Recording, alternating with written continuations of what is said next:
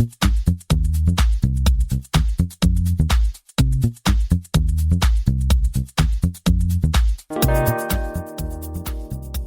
everyone, welcome to the 340th episode of the Internet of Things podcast. This is your host, Stacey Higginbotham, and your co-host, Kevin Toffel. And we have a big show for you today. It is the first show that we have after Amazon launched a bunch of new devices and services, so we've been talking about that. We're also going to be talking about reports that we've gotten about iOS 15 breaking some HomePod and HomeKit devices. We're going to be talking about a brand new Helium miner for all of y'all. All of us still waiting for our original ones? Exactly. This is a new one. And it's actually a big step forward for, I think, IoT networks. So more from that. We've got a direct-to-satellite IoT connection that works inside. So, that's news. We've got a new smart home device from the folks at Flick and a smart camera from Wyze. Kevin is going to be reviewing the brand new Wyze Cam Pan version 2. And because there's just never enough Amazon, we are going to hear from Ann Toth, who is director of Alexa Trust. You might want to mute your devices now because we're going to be saying it a lot, and she's going to be saying it a lot. So all this and more awaits you. You'll also hear from Trekton, one of our sponsors, who coincidentally is also a big AWS Premier partner. And before we get to all of this, let's hear from another one of our sponsors. This week's sponsor is Ayla Networks. Ayla Networks is a leading provider of edge connectivity, device management, and application enablement for the IoT. They enable the world's largest companies to connect any device on any cloud to any application with the fastest time to market, with things that are both flexible and future-proof. They can help increase your operational efficiencies and enhance customer experiences. So if you'd like to learn more about building your IoT products with Ayla, please visit aylanetworks.com. That's AYLA networks.com. Okay, Kevin, we are actually recording this Tuesday night, so anything that happened on Wednesday in the IoT world, we might miss. It's my fault. It's Kevin's fault. He's renovating his home, and nobody needs that level of noise in the background. No. But today, Tuesday, we saw an hour's worth of Amazon product launches, which actually I was surprised. Usually I walk out of that feeling so drained, but I felt like there were actually fewer product launches than have been in years past. Well, I think I may have one reason why you didn't feel as drained. Why? Because they didn't invent things, they reinvented things. Like they reinvented the portal from Facebook. They reinvented the Fitbit and a couple of other things. That's true. So let's real fast give you a rundown of the devices, and then we'll talk about what all this means and what we like, don't like, etc. So in the devices you've probably seen before, we've got a $59.99 smart home thermostat that, honestly, cheaper than the Wyze one, gonna run up right against Nest stuff, looks almost exactly like the Ecobee, which actually was funded by Amazon. I'm sure they're not thrilled. And Amazon did this in partnership with Honeywell Home, which is owned by Resideo. They also announced a 15-inch wall-mounted giant Echo display, so a 15-inch wall-mounted giant Echo Show. It's a picture frame. It's a picture frame. It can sit on a stand. It costs $249.99. And they announced the Amazon Glow. I'm going to call this video conferencing for kids. It is a video conferencing device, and it actually has a projector on it. I'm actually wondering if that projector is I saw this thing like 3 years ago. Bosch had this awesome MEMS sensor that produced a very crisp projection that you could interact with via touch. And it was so awesome. And I was like, I can't wait for projection to be everywhere. But I think this is a totally weird place to see it. Anyway. Yeah, that Bosch thing was for the kitchen, which was a good use case for that. This is a totally different use case for kids to like interact with digital things and make stickers, digital stickers they can share with grandmom and grandpop on a video call and whatnot. It was interesting. I think this is actually really cute. It is going to be $249.99, and I think it's one of their kind of early access devices. I have thoughts on this, but we'll share those later. Okay. And other things, they launched the Amazon Halo. Y'all might remember that. That was its fitness tracker last year. They've launched a new one. This one has a screen on it, looks just like a Fitbit. It's $79.99. That's going to give you the device and a year of the Halo services free. And we're going to be talking about that. They also announced a Blink doorbell and battery-powered outdoor camera, plus a battery-powered outdoor camera that runs on solar power. The Blink doorbell, we've actually been waiting this for a few years, is going to be $49.99. The battery-powered outdoor camera is going to be $139.99. They have a solar attachment to power that battery. That's $129.99, right? The camera is $139. The battery, the solar bit is $129. Okay. They also, on the Ring front, they brought back that drone camera, the Always Home Cam they teased last year. You might remember it's like in a little square box. It pops up with a little camera. It looks like a Ring doorbell on a drone and just flies around your house. Well, you can actually apply. That's right. You get an invite. Apply to order it for $249.99. And okay, I'll be honest, I did. Did you really? I just want to play with the drone. Well, all I'm going to say is I've had a drone indoors, and the frequencies made by the rotors on that one drove my dog insane. I couldn't hear anything, but poor Norm was a mess. So I hope your dog doesn't have issues when this drone decides, I think I'll go over a little flight around the house. Oh, goodness. Okay, well, there's also other things. They announced Ring has teamed up with Home Depot to build a kit for remotely monitoring construction sites. It's called Ring Job Site Security. All the gear is ruggedized and wrapped in orange plastic. It's got a cellular connection for the job site. And that is $399.99. Starts at $399, depends on what you add. True. And that's at homedepot.com, which is kind of a little twist there. Yes, yeah. Not sold on Amazon. Okay, and let's see. We're not going to talk about services, not yet, and we're not going to talk about AI yet, but we'll get there. And then we got to talk about a robot, though. Hold on, I got to talk about Ring Alarm Pro first. Oh, yes, that too. They also announced Ring Alarm Pro, which they just were like, you know what? We own Eero. Let's stick more radios in the Ring Alarm box, turn that thing into a router, and now we can offer physical and digital security. I think this is a little bit of a marketing stretch. Yes, Eero does have a security service, and I've signed up for it. It was good. But the marketing presentation was Jamie Siminoff, the CEO of Ring, kind of going around like, all your valuables are digital now. Your photos are in the cloud. Your memories are in the cloud. This is not going to help you with your cloud stuff. The cyber. I will say, yes, the marketing was a little bit off. But the product idea, I think, is good because as you and I were watching this, I said to you in chat, this is good because we don't need more boxes in the house. We need fewer boxes that do more things. Yes, and this does do more things. Yes. I think other than a little Mickey Mouse Disney stand that's part of a deal we'll tell you about in a second. Yeah. Was that it? Was that most of the news? Oh, no. I forgot the robot. I queued it up and you forgot. I just was like, who cares? I'll let you.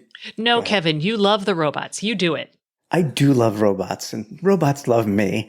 So I said this, 2 or 3 years ago. I'm like, I want a digital assistant. I said a Madame A at the time, but a digital assistant that will roam around the house and come to me when I call it and do my bidding, so to speak, And that's exactly what he wants they've got. A friend/slave. Yeah. I mean, look, I've been working from home for like 14 years, so I need a friend. And that friend could be Astro, which is the name of the robot. And that's what you speak to Astro by saying, hey, Astro. And I know I didn't set anybody's robot off because it's not out yet. It, to me, is like the next evolutionary step for what Anki's Vector would be. It moves around faster because it's on wheels. It goes up to 1 meter per second. It does all the SLAM stuff to map out your house. It can be autonomous. It is a digital assistant. It has a 10-inch video screen on it. So you could do video calls because there's a camera obviously as well because it can monitor your home. There are 2 cameras. That's right. It has a periscope camera that extends up 42 inches from the floor so it can see over maybe some furniture, other things you have in the house. And like I said, it's autonomous, which is not easy to do. It also has a similar feature from the Anki Vector in that it's got these expressive eyes when it's roving around. It's adorable that it makes little chirping noises. Oh, yeah. And I really like that they have a little back compartment to it that it works with the Furbo dog treat machine. You can put your Furbo in there, and there's a USB port in the carbo bin, and it can toss treats to your pet. There's a Ziploc storage container. Are you serious? Yes, I am. Yes, and you could take that out and put in 2 cup holders. So I can say, Astro, go into the kitchen and get a Coke. And I mean, it can't get the Coke. No, it can't get the Coke. Okay, so $9.99.99. Well, and that is a pre-order price, basically, because it's normally going to be $14.99, I just saw. Yeah, so that's a lot. I'm also going to introduce a story from Vice, because apparently some of the developers who worked on Astro released some documents and commentary to Vice. These documents use Astro's internal code name, which was Vesta. And basically, it was designed to be like a roaming camera, actually, like a mobile on wheels, always. Kind of like the drone camera. Just I was like, always home cam. That's what it's called. So on wheels. And they called it Sentry. The software was focused on patrolling the home, scanning rooms, looking past and over obstacles, and then, going back. Now, apparently, it doesn't work well. So far. I just saw that, yes. The developers are like, this is terrible. Quote, Astro is terrible and will almost certainly throw itself down a flight of stairs if presented the opportunity. The person detection is unreliable at best, making the in-home security proposition laughable, a source told Vice. This is a source who worked on the project. Obviously, this is someone with an axe to grind for the product. Yes. But that particular source also said the device feels fragile and yeah. Yeah, I mean, I can see why it's clearly not ready for people to just order and get. And that's normal. These kind of products that are pushing the envelope. Amazon does do a lot with making people pay to participate in their betas. Yes. And there's a lot to be done here because this also has like a facial ID recognition. You register faces of your family, for example. And if somebody comes into your house that it doesn't recognize, it'll basically follow them around and be a nudge because it doesn't know who they are. So let's talk about that, because I think the bigger story here, other than the shiny robot and, the big giant Echo on your wall, by the way, they announced something called Alexa Widgets, and that is going to let you put like different sticky notes and to-do lists and weather and your smart home feeds. It's like a family hub kind of approach with this whole 15-inch deal, because when you walk in front of it, it will show your schedule and sticky notes. When somebody else walks in front of it, it'll show their schedule and all that. And I'm not sure. So let's talk about how all that happens, because here's the story that Amazon wants you to know. They said the phrase ambient intelligence at least 15 times during the hour-long presentation. And I eventually typed to Kevin, I was like, this is just code for nobody will ever look at their smartphone again. Wah. But what it is really is Amazon trying to build what I thought I wanted as the smart home, which is giving the devices in the smart home the ability to get more context, such as who is the person in the room? Where are they in the room in relation to other people? Or what might they be doing in the room? And it does this with Amazon has 2 neural processors. One is for voice recognition, one is doing image recognition, and they've launched some AI features where you can do voice processing locally on new generation Echoes, so that's cool. Mm-hmm. You also can do facial recognition and train Alexa to recognize your people, like the people who live in your home. And that facial recognition will do all kinds of things. So it integrates well with the Ring system. So the Ring it now has information about who you are. So maybe it won't do false alerts when like someone who belongs in the house triggers a motion detection. When your roving robot, wanders around, it will only bug people it doesn't recognize. But you can also do things, according to Amazon, like fill the cup holder with beer and say, send this to Kevin. And maybe it will make it. There's a lot there on the smarts and AI side. And that's what you wanted. It is what I wanted. Is it still what you want now that you've seen the first step towards that? Because no. Because it's from Amazon. And this kind of ambient intelligence, the smartest home is basically a surveilled home. And we've talked about this. We talked about how smart personalized medicine is basically surveillance, always on of your body, right? And I don't think the ends justify the means here yet, which is maybe better security, maybe a slight bit of more convenience. And I'm talking real slight. I think forgetting which company it comes from, because I think certain people are going to have problems with any company, right? They should. Yes. So regardless of the fact that where this comes from, would you feel better if this was all done locally? So Amazon does do some of this locally, and they talk about that as part of their privacy thing. And we have Ann Toth, who's going to talk. I did the interview before Amazon launched all of these products. So unfortunately, it's pretty generic. I wasn't really happy with it. But we're running it anyway because I think you'll deserve to hear what she has to say. That was a big aside, but... So don't tune out early. You want to hear this very generic interview. It's not generic. It's just, it doesn't, anyway. She couldn't talk about things that were not announced. Well, and she was not going to. And that gets to my issue. Amazon is not a trustworthy company for a lot of people. And I think that's right. And even when you look at, in Vice, Vice, they kind of have an axe to grind. Yet, this Astro, they're pitching this as like talking, it's like for aging in place. And it showed like this surveillance robot following a kid around while the mom tried to video conference with him. But it was built as a sentry and security device. True. In their defense, they did put in controls where you can tell the robot, these rooms are out of bounds, so don't go into the bathroom when somebody's doing their business. And so, I mean, it's a balance. Yes, you can tell it where not to go. You can also put it in do not disturb mode. But I feel like it's collecting a lot more data than you and I might imagine. Agreed. Yep. And it's unclear how Amazon will handle that data. Yes, it's giving me, it's basically like, Kevin, if I walk into your house, I'm going to see a lot more about you than I would see if I didn't walk into your house. And you're basically trusting our relationship that I would not, if I see a pile of dirty clothes on the floor, I'm not going to do anything with that information, right? I'm not going to make fun of you. I'm not going to tell your friends. Well, in my defense, I mean, we've got a lot going on here. Yeah. At the house, you've got demolition. That's fair. But no, you're right. It's a trust thing built on the relationship. And would I let you in the house knowing that I was giving up more of my Kevin's like, no, I wouldn't. No, I absolutely would. No, there's a point to be made here. I would, because it's you, and I know you. I've known you since 2008, and I trust you.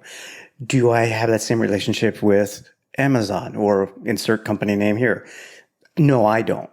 I still want the robot, but no, you're right. This is a big decision to do this, and not because of the money for one thing, but because of what you're really allowing. The drone as well. Yeah. I would say. They have, Ring also announced, I should say, that they can put SD cards in some of their cameras and do some of their processing locally on those cameras, including sending the feeds to that. So Amazon is definitely letting people opt into choices. And you have to opt into things like the facial recognition or teaching Amazon to recognize you, teaching Amazon to recognize certain sounds in your house, which actually is a pretty cool feature. Which Wise is doing. Which Wise is also doing. And so I was thinking about this because some of these features are things I actually asked Google about during their camera launch just a few weeks back, and even as far back as when they launched their Nest Secure system, because I was like, hey, you have great image recognition. You know what I look like based on my Google photos, right? Google can pull up pictures of me like from 6th grade and it's like, this is you. And I'm like, Jesus, Google. I think you're right. They have the technology and the smarts to do all this. But I wonder if they're worried about the privacy pushback because of... Yes. Yeah. Because it's Google. And Amazon's like, screw it, full stream ahead. We're going to do it. So I'm very curious if Google follows up with this. And if you're interested in this sort of service, let me just tell you that Netatmo, Legrand bought them. They actually have facial recognition that's done locally as part of their welcome camera. So if this sounds interesting to you and you want to share that through your home, that product exists already and has for years, and it's all local. So I suspect and I don't mean to generalize here, but I'm going to do it in this particular case because I'm curious on the comments about this in particular. I suspect our longtime listeners will be, no way do I want these things in my house. I think mainstream people may say yes without thinking it through and talking it through like we've just done. And that's not a judgment by any means on them. It's just we've been in this world for 10, 12 years. They have not. And I think they're going to be wowed by the cool factor and the marketing and the gee whiz and go for it more so than the other group of people. I don't know, because they did not like Sidewalk. Remember that kerfuffle? Also, I was really expecting Amazon to give us a Sidewalk update, and the fact that they didn't is kind of telling. But Sidewalk was different because you didn't opt into it. This kind of stuff, you opt into it. So maybe they've learned their lesson. And I think a lot of people really had a bigger issue with you just opted me in without my permission to take my bandwidth, for whatever that's worth, for that little bit of bandwidth. Here, they're not taking anything and you're opting into it. I think that will I think people will go for it because of this. Okay. Other services. And this is the other side. So there's the privacy side of the smart home, and here's the services side. So Amazon, last year they launched a bunch of services, including like Guard Plus. They introduced something called Care Hub that they are now discontinuing and folding into something called Amazon Together. That is a service for aging in place that is going to be $19.99 a month. They launched a bunch of new kind of services and capabilities as part of the Halo. And they launched a service for business that's kind of cool. They did a deal with Disney where they created a voice assistant called Hey Disney, and that will be on Amazon Echo devices put in hotels and places around Disney World. And this is like extra characters, quizzes, various Disney information, various Disney services. So this is interesting because I've always said that Amazon doesn't build a thing that it can't turn into a service. What I would be looking for is Hey Disney arriving on other devices that aren't Amazon Echoes, because basically Amazon's built the voice infrastructure and now it can run wherever you want it to.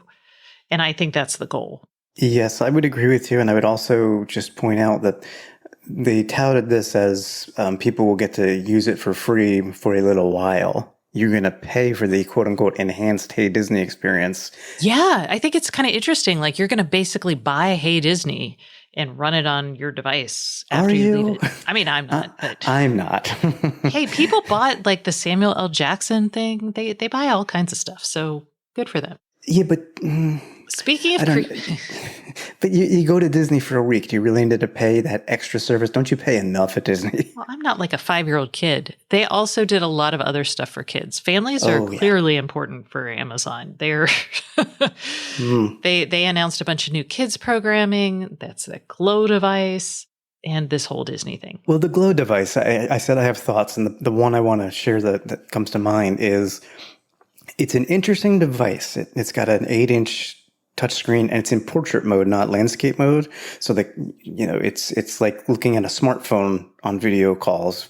Which is good because kids only talk to people on FaceTime. That's like literally their experience. And that's fine. And it's got the projector that, the kids can do some activities while they're talking and share those activities and so on. But it's $250.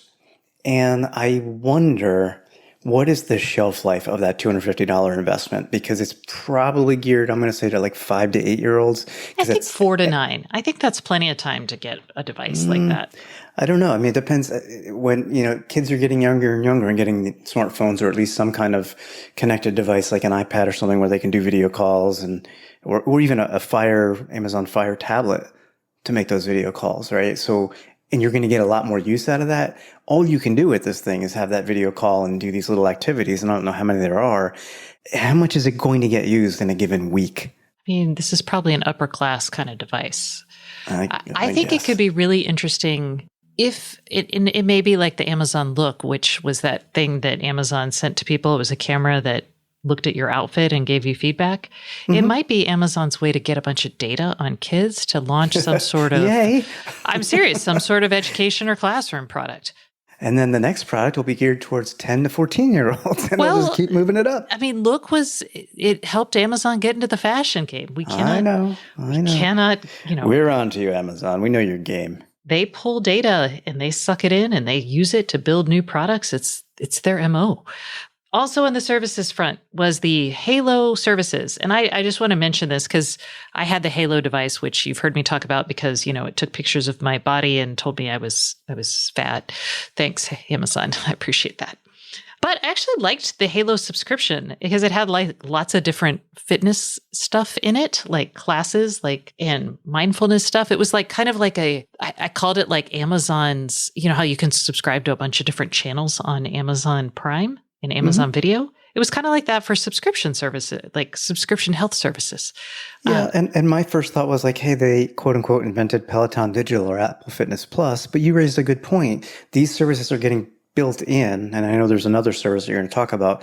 These are going to be built in for the same $3.99 a month fee, which is cheap. A lot cheaper than the ones I just mentioned.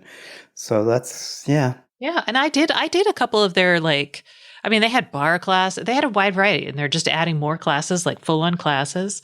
Although I did like the kind of 20-minute class structure of a lot of them. I was like, yes, just a little bit of working out. Yeah, my wife does 45-minute Peloton rides on her non-Peloton bike because she pays for the digital classes. Well, maybe we'll have her test this out. So, and if you're wearing the Halo, it's going to be just kind of like in the Apple ecosystem where everything kind of comes together and you can check all that.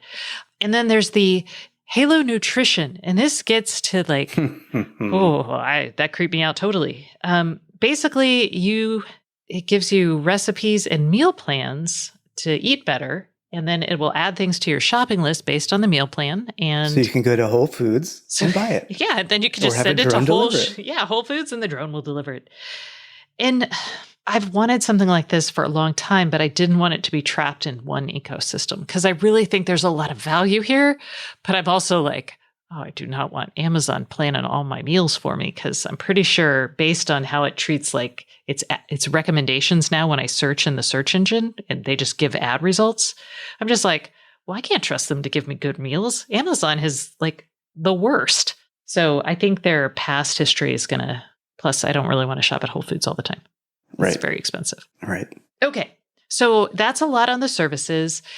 And the final thing, I guess, here is I realized that we have been so focused on this show and in our history of the smart home on the devices and the idea of intelligence. But really what's going to be happening, and we've started to see it, even with things like Matter coming together, that intelligence is going to be delivered to us in the form of some service. So you're going to have quote unquote smart devices, but they're not going to be smart unless you give a monthly subscription. Or does this give a rise to the smaller companies that are building similar things with voice assistants on their own?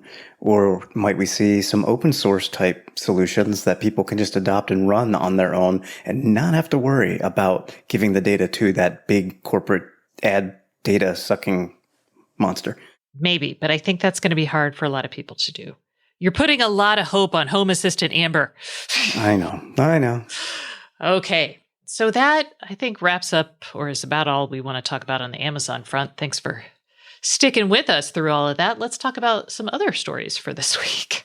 We'll have to make these quick. In fact, during the event that you and I were watching, the Amazon event, our friend Rich Bira, who used to be with Delos and Fibaro. Yeah, he reached out to me on Twitter, sent me a direct message asking, he said, I know you use HomeKit. Are you having problems today? And I said, no. And it turns out his iPad updated to the iOS 15.1 public beta because he's enrolled in it. I am enrolled in the public beta on my phone, so I have it for my phone. He has it on his iPad. It caused all kinds of havoc with his HomeKit setup where basically everything was broken, devices were missing, and that's pretty rare for a HomeKit instance, quite honestly. We did a little more chatting. He thinks it's because not all of his devices are on the same version of iOS, meaning his HomePods and his phone and so on. And I know Apple's introducing some new features with HomeKit that are coming. So it's he's kind of got the system going in two different directions. So I think the main takeaway here is a lot of people will sign up for public betas for their phones and not realize it may wreak havoc on your smart home. I would recommend not doing that, quite honestly, because you just have no control over what happens. Yeah. I don't even run beta software from my Roomba simply because I'm like, if something breaks, I've got a couple of integrations tied into that, and I just don't need that. I don't need that in my life. Okay. Hey, you want to talk about helium and miners? Nope. Still don't have yours, huh? But I sent them an email just today saying, where is it? They're shipping by the end of September, and they're backlogged. They told me they're getting tons of requests. So no, I don't have mine. Should I be looking at a new one? Well, I don't know. A company called Mimiq, MIMIQ, Inc. They are launching something today called the Fenestra Miner. This is a certified helium hotspot designed for the normal consumer. So this is not for people who are like tweaking their antennas and mounting things on poles outside. This is a little device that you will stick to your window. It will provide coverage for the helium network, and it will mine tokens for you. And it's really easy for you to like plop somewhere. Will it be easy to get is my question. This one will be available in Q4 2021. And they say the devices are already built and we're just waiting for them to ship. So that should mean that, yes, if you can buy it, you will get it very quickly.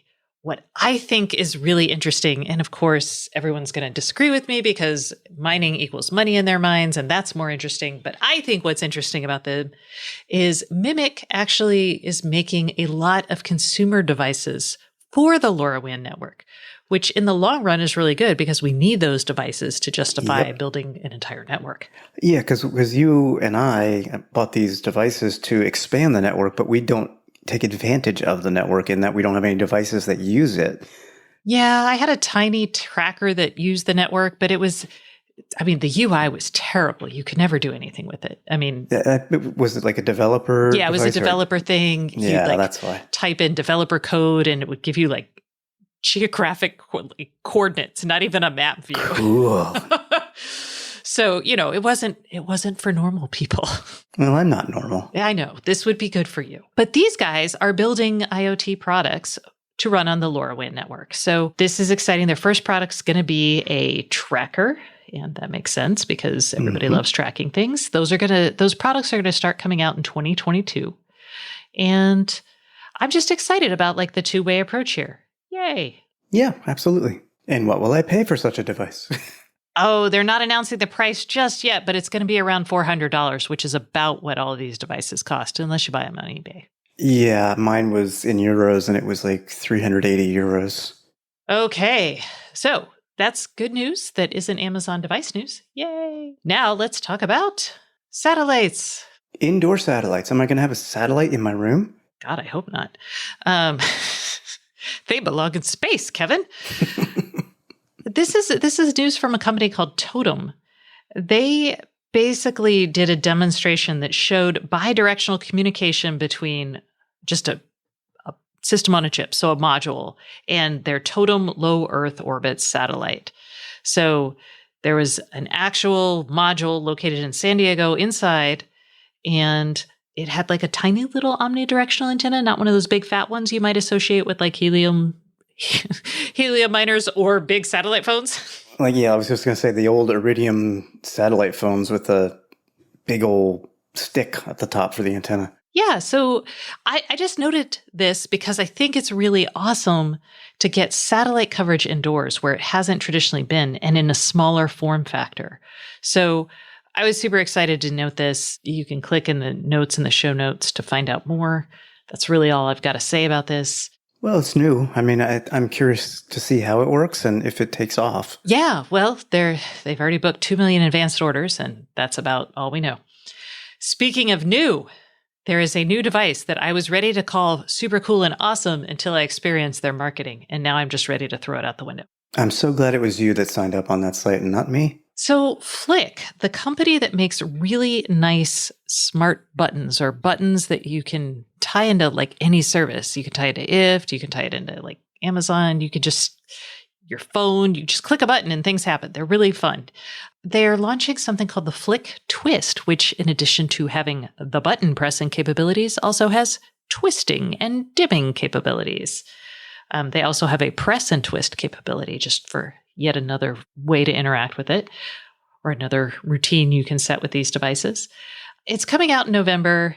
And if you want to know more, you're going to have to sacrifice your soul, because they want you to sign up via email and then unlock things by filling out surveys, inviting your friends. It is the most annoying and aggravating marketing campaign I have ever seen. You have to prove your worth. Yes, that's even their language. They're like, how do I prove myself worthy of learning more about this product that I might eventually pay money for?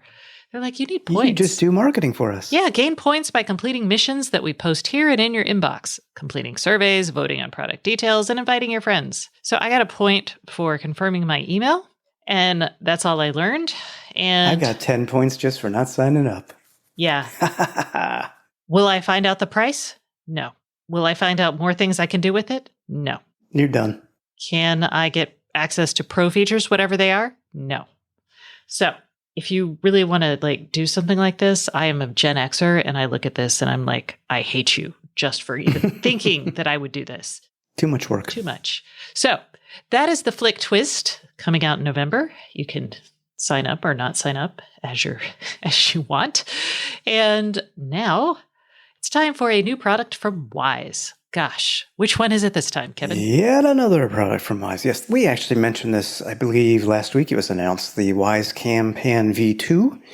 It's $40. It's exactly what it sounds like. It's a Wyze Cam that can pan, meaning it can rotate around 360 degrees, so it can look left and right. It actually tilts as well because the camera lens is... it can move up and down and provide up to 93 degrees of up and down viewing, which actually worked pretty well. I didn't realize this, but apparently it zooms as well. So it technically is a PTZ or pan tilt zoom camera, but the zoom is a little sketchy because it's a digital zoom, not optical, and you have to physically pinch or separate your fingers in the app as you're viewing to zoom. It doesn't do that by itself, but it will pan by itself. You can set it up to just monitor certain areas. So you can set up a waypoint, say that's maybe 120 degrees to the left of the camera base, 120 degrees to the right, and it'll just every 10 seconds go back and forth. It also has pretty decent motion detection, and I tested this and shared a video with Stacy where I set the camera up and said, track any motion, and I walked around to the back of my house where the camera was looking, and it tracked me walking up the deck, and the camera just turned on its little base and followed me around as I moved around and watched me go out of frame. So, if that's what you need, this will do that. It's $40.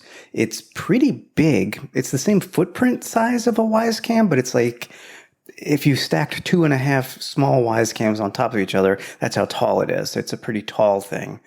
So it's not battery powered. You can put an SD card in there. You do get 14 days of rolling video recordings for free that are in the cloud. Anything more than that, you got to go with Cam Plus. You can have it detect sounds as well, like if your smoke detector goes off, the typical kind of things that we expect with most of these cameras these days. It's not bad. If you need to pan and tilt, it'll do the job. You just don't need that in life? Why? You sound so hesitant about it. Well, the reason I don't know that everybody needs it is because I've tested a lot of the wide view cameras that pretty much do 180 degrees. So you can see everything anyway. It may be a little bit distorted at the edges, but and it's not going to move around and follow somebody, but you can still see them throughout the entire frame because of the wide angle lens. So to me, this is kind of specific that you want this. Got it. Okay. And that's fair. Okay. And let's see, this is out now, yes? It is out now. And this made me realize we're talking about security. We didn't talk about one other service that Amazon launched, which was, to me, this is crazy, but a virtual security monitoring. Oh, that. This is a $99 a month charge where some person will monitor your Ring cameras for you. The video feed. Yeah, the video feed. So it's like while you're sleeping or... Yeah, so if you were in the situation where you were that worried about your security, then this is probably a really low budget kind of option for you instead of having a professional security guard. Or maybe you're going out of the country for a month and you just want to pay for it for a month. I don't really know. I would probably save the money and just allow access to my cameras to a really good neighbor that I trust. That's just me. And there was one other thing. Boy, I hate to bring it back up, but there was one other thing with Amazon that I thought you'd jump all over. Oh, what was it? They're adding a little bit of proximity awareness to some of their products. Oh, yeah. With ultrasound. Using ultrasound, which is a type of sensor that is actually very commonly used for, proximity, determining how much liquid is in a space, lots of things. Yeah, what devices are they doing that on? I believe the new Echo and the most recent Echo, like the round one. Now, I wonder about the frequency because the human ear isn't going to hear that, but animal ears may. Oh, well, I'll have to turn it on and see what my dog does. Mm-hmm. Oh, dear. Okay. Yes. Put a camera on that. I want to see what happens. I'll get the pan cam. Tell you what, why don't you sign up to be one of my virtual camera feed viewers instead? Wait, I'm playing an ultrasound right now. Can you hear it? No.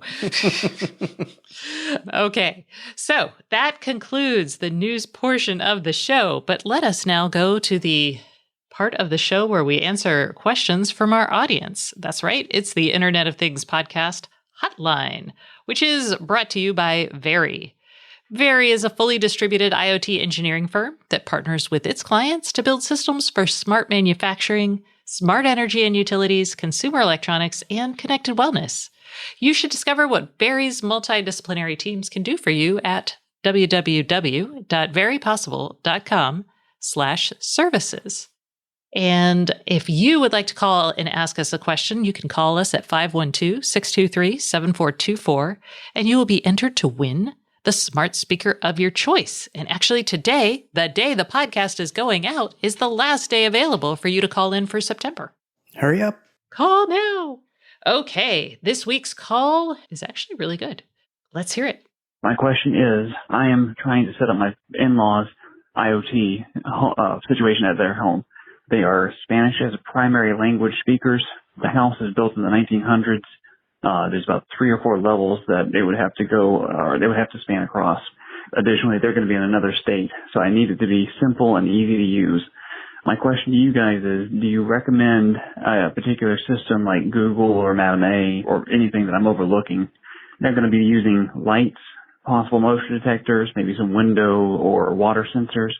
I don't know if adding a hub would be a great idea, but I'm open to anything. Love the show. Thank you guys. Bye. All right, James, we've got a couple answers for you. And based on everything we just said, you're going to be like, what? But there are 2 digital home assistants that speak Spanish really well. Although, funny little digression. When we used to ask Alexa what Spanish was for Windows, she would say, a Windows, instead of ventana. But if you asked her for what is window, singular in Spanish, she would actually tell you it was ventana. And we always thought that was so hilarious. I don't know if she still does that. But for the most part, you can probably trust Alexa on Espanol. So both Alexa and Google will offer, you can actually turn on Spanish. So it will only speak in Spanish and will give you results on displays in Spanish if you would like, and you can ask it questions in Spanish. Amazon also has something it calls multilingual mode, where it will speak both Spanish and English. So your in-laws can speak to it in Spanish and it will answer in Spanish, and you can speak to it in English and it will answer you in English. So that's kind of a fun thing. And because of some of the features, and we really didn't even talk about all of them yet, but some of the features announced today, such as the thing that CareHub became, Alexa Together is what it's called. That subscription is really interesting because it lets you remotely control and add services to another person's Echo device. And this is great for, like, they talked about it for caregiving. And it is, but it's also great for like being IT support for your parents or anyone you buy the Echoes for. So you could give that to your in-laws. All of your siblings could actually, or all of your wife's siblings could have access to it and add content or, be available to your parents through their Echo devices if they wanted to do that. It is $19.99 a month.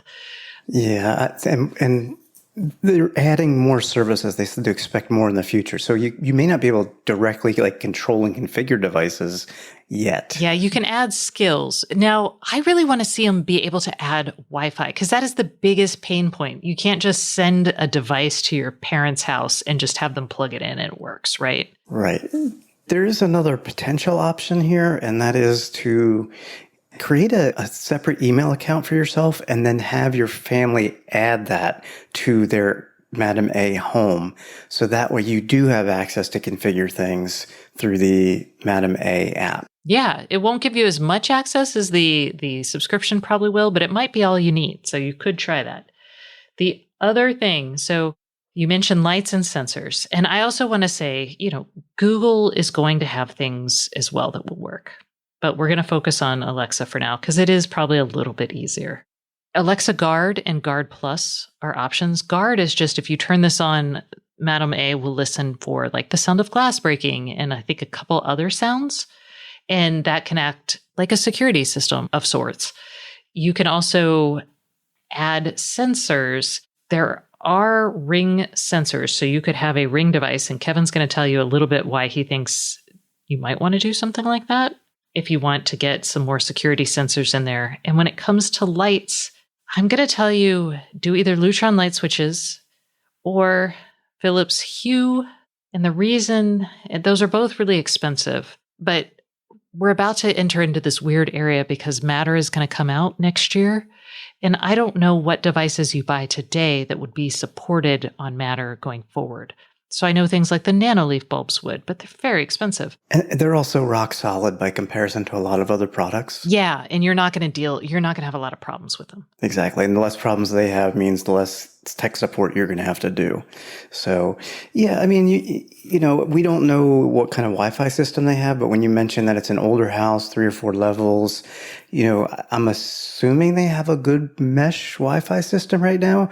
But if they don't, also feeding into this whole, I'll say, Amazon play, the Ring security with the Eero router built in, you could build out the Wi-Fi with that in the house and have the security system. And you've got your sensors and lights and all that if you want to do that. So that's another reason we thought to mention this.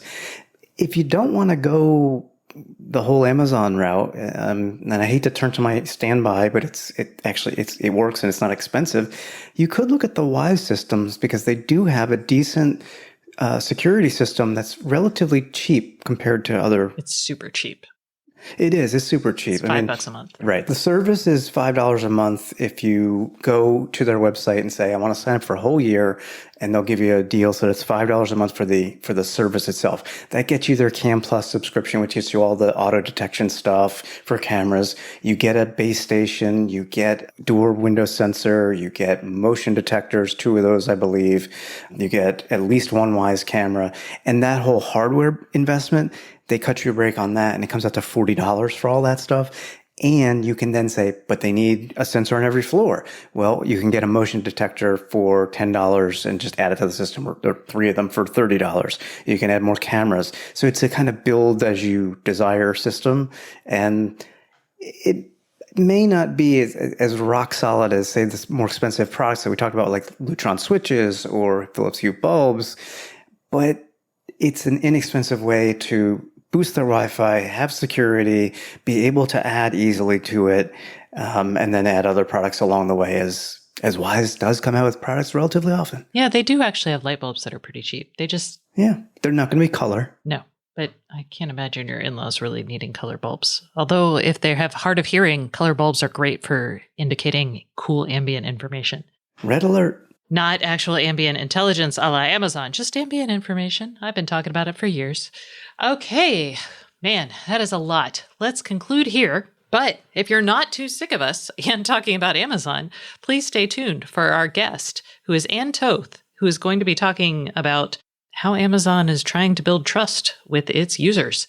Stay tuned for that. But now, a message from our sponsor. This week's sponsor is Trekton. Hey everyone, we are taking a quick break from the Internet of Things podcast for a message from our sponsor. This week's sponsor is Trekton, and I have Justin Courtwright, who is an IoT engineer at Trekton, here with us. Hello, Justin. How are you today? Good. Nice to talk to you, Stacy. Great. All right. Well, why don't you tell me a little bit more about what y'all do at Trekton? So at Trekton, we're an AWS premier partner focused on building cloud infrastructure for clients across varying industries, including manufacturing, finance, and healthcare. So we have a dedicated IoT units for clients who are building smart products or migrating their on-prem solutions to the cloud. All right. And what are the most important things to consider when someone is developing an IoT product? One of the most pressing things I've had clients ask me about is the time to go to market. The connected consumer product space is incredibly competitive now. If you have an idea for a product you think is unique, you need to get moving quickly because chances are one of your competitors will be working on that same idea shortly.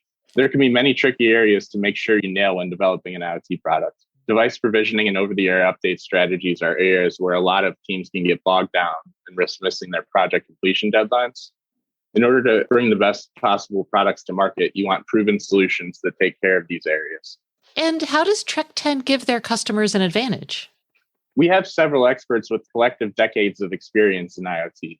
Throughout our growth, we have assembled many solutions for common use cases across industries. One example is our IoT Foundations package. This package is a proven solution that allows us to move very quickly. Our IoT Foundations package includes all the core components like device communications, data storage, and analysis capabilities. The solution is serverless and scalable up to millions of devices.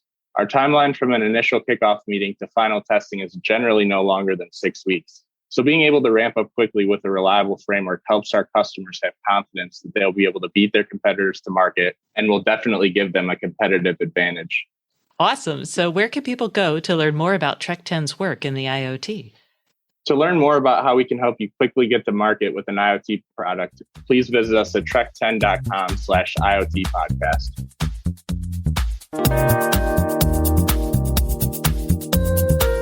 Hey everyone, welcome back to the Internet of Things podcast. This is your host, Stacy Higginbotham, and today's guest is Ann Toth, who is Director of Alexa Trust at Amazon. Hello, Ann. How are you today? Hi, Stacy. I'm doing very well, thank you. Excellent. All right. I'm excited to have you on because so many of our listeners we call her Madam A on the show, Madam A lurking about their homes, many of them usually.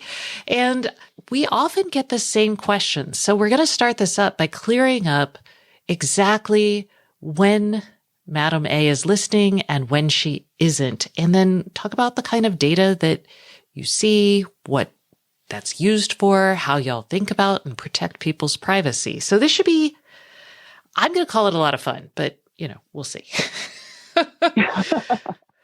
All right. To get us started, the number one question we get is like, why are you putting this in your home? I don't want Amazon listening to everything that I do or say in my home.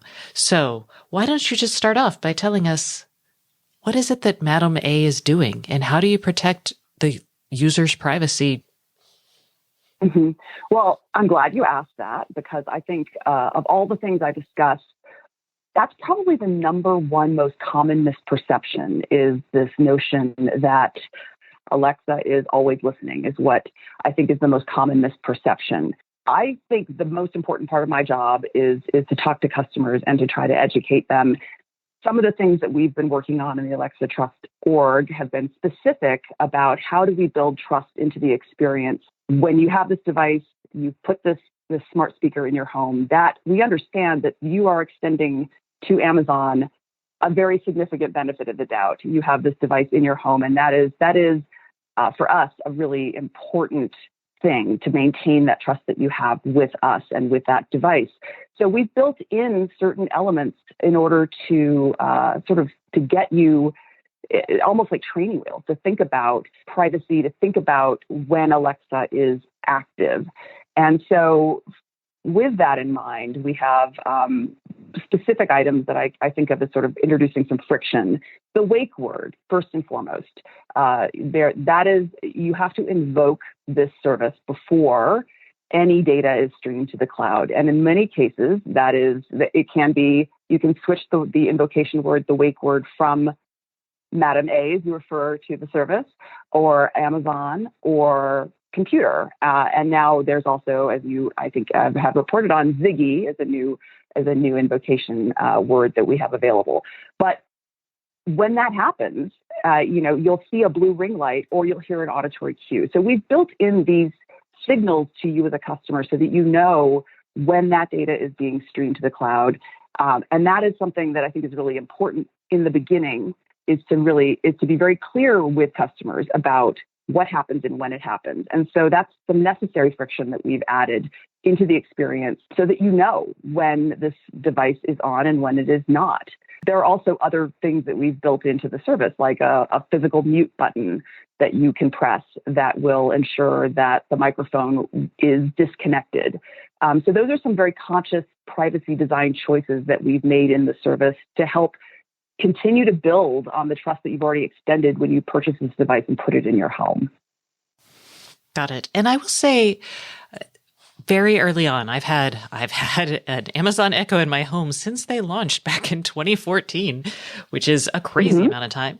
In that time, I have noticed that the false positives, so the times that it would kind of beep out of nowhere and I'm like, oh, it thinks I'm talking to her, but I'm not, have gone down significantly. But where are y'all in terms of false positives?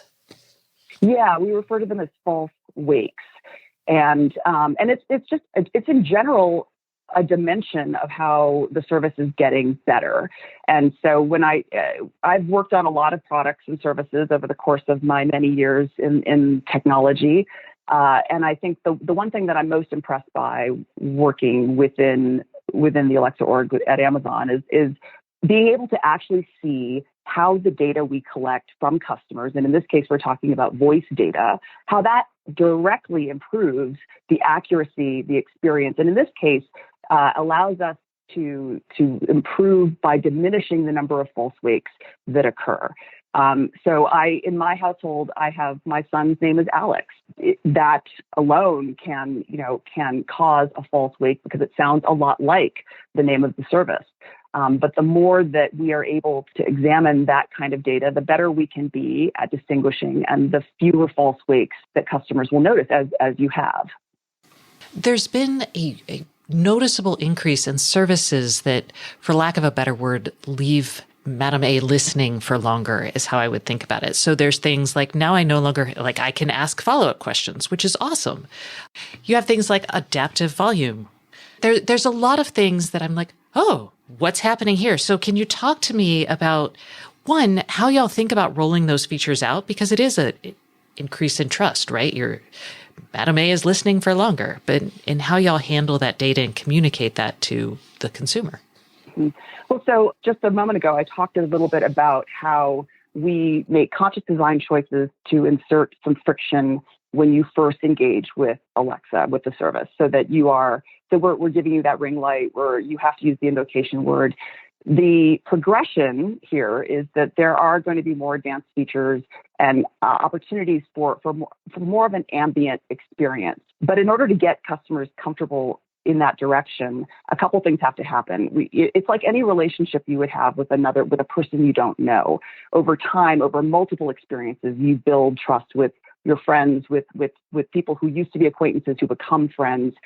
And so there are things that you don't feel like you have to insert all of the time. I have a good friend who would talk about a friend of hers and would always refer to him by my friend Dave, who used to be in the Navy. And I think around week 6, I said, I know your friend was in the Navy. You don't have to tell me that now. I know that Dave is that guy from the Navy.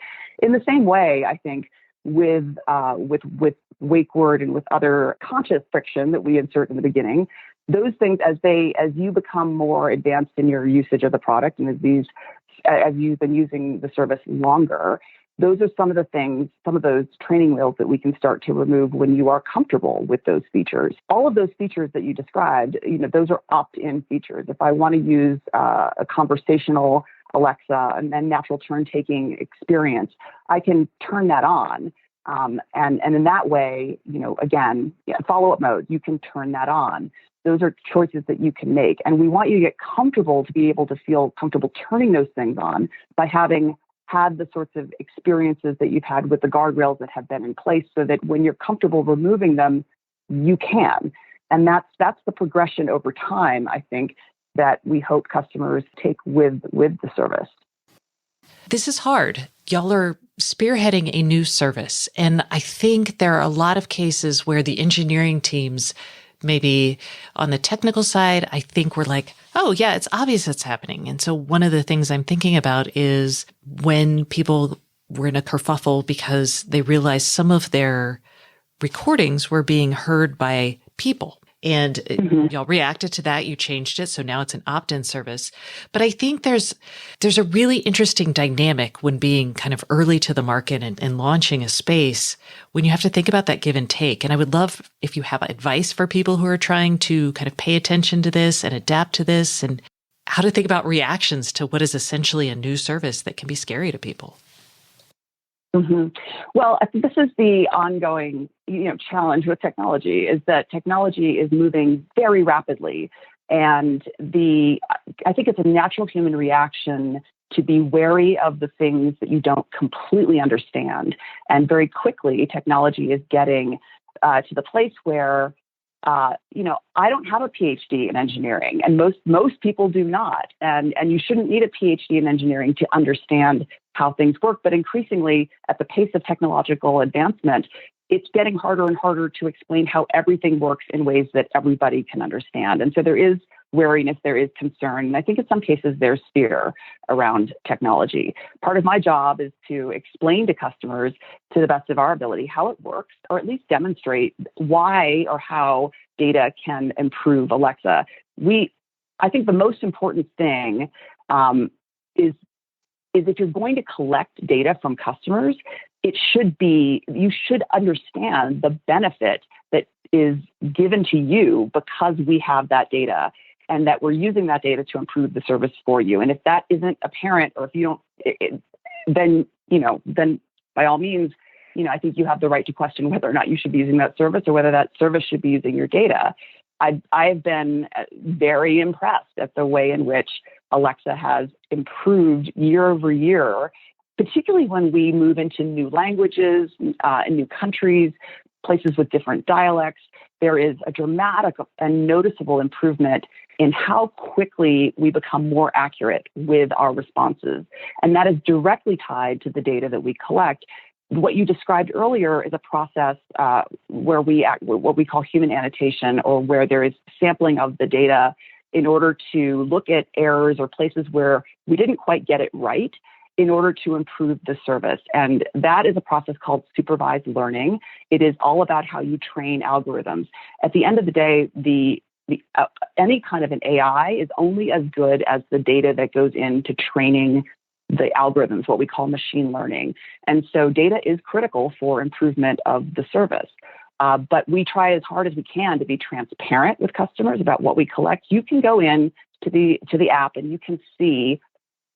Actually, you should listen to all of your voice recordings. You can delete them all. You can actually. I often encourage people. I think the most underused feature is for you when or if Alexa returns a response that isn't what you expected or wanted. You can say, "Madam A, why did you say that? Why did you do that?" And you'll get an explanation. I think those are the sorts of things that are the types of features that we've been building that provide a lot of transparency, that help to get you past the wariness of, I don't know how it works. We're trying to show you how it works, or at least what goes into that process so that you can feel it, touch it, examine it, and control it. Along those lines, I feel like there's a real tension between better machine learning and a better overall experience or more personalized experience and some of the privacy and data laws out there. So I would love to hear how you're thinking about just if we're looking at regulation or thinking about operating in places where it already exists, how should we think about that and how it will affect the services? Well, so if you step back for a moment and you think about the global regulatory landscape, we tend to think about very recently, since May 25th, 2018, there's been a lot of discussion about GDPR because that has been because that's the date it went into effect. And on that day, I think everybody that I know received somewhere between 50 and 150 emails telling us about privacy policy changes that were going into effect on that day. So it definitely raised consciousness about privacy with consumers. But GDPR is not the only privacy regulation in the world. There are well over 100 different national privacy laws around the globe, and a very significant number of new privacy regulation. Here in the United States, we have regulation in California. There's regulation at the local level, municipalities. So I think the biggest challenge for companies is coming up with, what feels like a standardized approach to this across the board to try to provide, in order to build products and services that meet with these different regulations. And so that's the challenge with having as many regulations as there are right now, is that it can be a significant cost for development. I do think, though, that there's a place for regulation. Amazon as a company is on the record supporting privacy regulation. I think it creates a really important baseline that helps customers trust not just a service like ours, but hopefully all of the different services that are available out there. I think it's actually been a really important aspect to the conversation. I've been working on this issue for 23 years now. I wouldn't be having this conversation with you about this issue 20 odd years ago in the way that I'm having it now. And I think it's actually really important that customers are asking questions about privacy and that we're able to have these conversations. And I think the regulatory landscape is one of the reasons why we're having this conversation today. And I'm going to end this on I don't know if this is a request or this is I will say I am almost about to chuck my Amazon Echo out the window, despite the fact that I love many things about it, because it is constantly interrupting me at the worst times with the phrase, by the way. And then it offers me, did you know I can do this? Like, tell me about my commute. And it is the most frustrating experience I have with this. And I turned off what I think is everything that I can turn off related to it. But I would love to hear, personally, I would be like, why do you think people want this? But I also want to hear, like, are people using this? What are you trying to solve for there? And I'm not alone. I shouldn't say this is just me. Here's how I think about it. I'm just past the 1 year mark as an Amazonian. So I joined August of last year. I've been using this device for as long as you have been using this device. When I got here, I had this moment of realization of all of the features, all of the things I can do with my Echo devices and the Alexa service that I didn't know existed before I joined the company. And I was a pretty significant user of many of these services myself. And I think that that's what we're trying to solve for there, is making sure customers are aware of all of the things they can do, because it's so much more than just, than tell me the weather, set a timer. There are a lot of, people use these sorts of features and those are incredibly useful. But when I talk to customers with disabilities who control their entire homes using our smart home features, when I have the opportunity to engage with a fun or clever skill, whether it be Melissa McCarthy's voice or Samuel L. Jackson's voice, those are things that, especially when you're dealing with a speaker-based device that doesn't have a screen, the discoverability of some of those things, it can be, that's the challenge, is how do we make sure that customers know everything they can do, because they've already purchased this device, they have it in their homes, they should use it to the fullest. And it's our opportunity to really look for ways that we can make sure that customers are using it to the fullest. And we are absolutely always looking for customer feedback. So when or if these experiences are not what you want or not what you expect, we want to hear about it so we can improve that for you. But I would just basically put it under the category of discoverability and hoping that what we're able to show our customers is that there's a lot more to it than perhaps what they would first expect. Got it. Yes, discoverability is hard. My suggestion is maybe when I'm setting my alarm at night is not the time to offer me discoverability tips, but that's just me. All right. Anne, thank you so much for coming on the show this week. I really appreciate it. Thank you very much, Stacey. I've really enjoyed having this conversation with you, and I look forward to talking with you and to all of our customers more about some of these trust features.